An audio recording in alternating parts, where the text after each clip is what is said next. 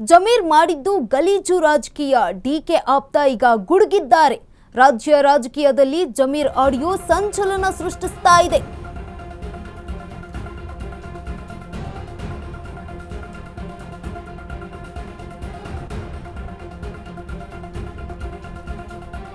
ಜಮೀರ್ ವಿರುದ್ಧ ಡಿಕೆ ಆಪ್ತ N A Harris ಕೂಡ ಕೆಂಡ ಕಾರ್ತಾ ಇದ್ದಾರೆ.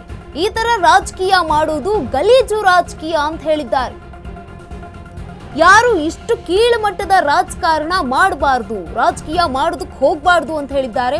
ಸಂದರ್ಭ ನೋಡಿಕೊಂಡು ಒಬ್ಬರನ್ನ ಹಾಳು ಮಾಡಬಾರ್ದು ಅಂತ ಹೇಳಿದ್ದಾರೆ ಹ್ಯಾರಿಸ್ ಅವರು. ಇದು ಒಳ್ಳೆಯ ರಾಜಕೀಯ ಅಲ್ಲ ಅಂತ ಹೇಳಿದ್ದಾರೆ ಶಾಸಕ ಎನ್ಎ ಹ್ಯಾರಿಸ್. ಜಮೀರ್ ಆಡಿಯೋ ಬಗ್ಗೆ ಮಾತನಾಡಲು ಇದೀಗ ಯುಟಿ ಖಾದರ್ ಅವರು ನಿರಾಕರಣೆ ಮಾಡಿದ್ದಾರೆ. ನಾನು ಸ್ಪೀಕರ್ ಇದ್ದೇನೆ, ರಾಜಕಾರಣ ಮಾತನಾಡಲ್ಲ ಅಂತ ಸ್ಪಷ್ಟನೆಯನ್ನ ನೀಡಿದ್ದಾರೆ. ಜಮೀರ್ಗೆ ಓಪನ್ ಚಾಲೆಂಜ್ ಮಾಡಿದ್ದಾರೆ ಸಮರ್ಥ ಶಾಮನೂರು. ಜಮೀರ್ಗೆ ಧೈರ್ಯ ಇದ್ದಿದ್ರೆ ಅಂತ ಗುಡುಗಿದ್ದಾರೆ ಶಾಸಕ ಸಮರ್ಥ.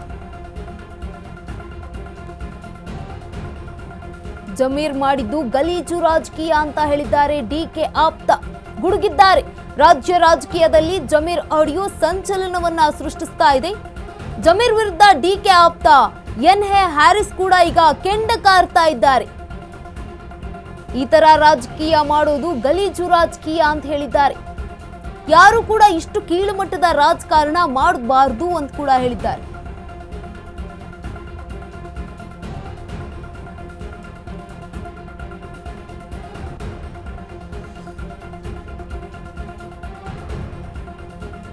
ಇದು ಏನನ್ನ ಬೇಕು ಅಂತ ಬೇಕಾದ ಸಮಯದಲ್ಲಿ ಮಾಡೋದು ಗಲೀಜ್ ರಾಜಕೀಯ. ಅದು ಅವಾಗಲೇ ಹೇಳಿದಿದ್ರೆ ನಾವು ಅದನ್ನ ಮೆಚ್ಚಬಹುದಿತ್ತು. ಯಾರೋ ಈ ತರ ಮಾಡೋದನ್ನ ಎಲ್ಲ ಇವಾಗ ಸಮಯ ಸಂದರ್ಭ ನೋಡ್ಕೊಂಡು ಏನೇನೋ ಮಾಡೋದು, ಒಬ್ರನ್ನ ಹಾಳು ಮಾಡುವಂತ ಪ್ರಯತ್ನ ಎಲ್ಲ not a good politics.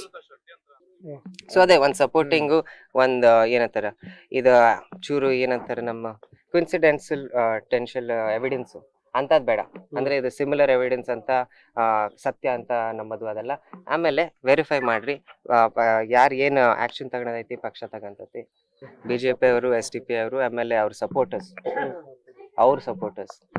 BJP SDP supporters ಅವ್ರು ಯಾವ ಲೆಕ್ಕಕ್ಕೆ ಸಪೋರ್ಟ್ ಮಾಡ್ತಾರೆ. ಸೊ ಏನೈತಿ ಹೈಕಮಾಂಡ್ ಡಿಸಿಷನ್ ತಗಂತೈತ್ರಿ ಸರ್.